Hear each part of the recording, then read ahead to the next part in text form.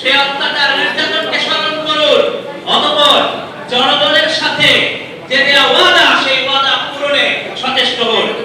আমরা দেখছি রাষ্ট্রে আইন শৃঙ্খলার চূড়ান্ত অবনতি ঘটেছে।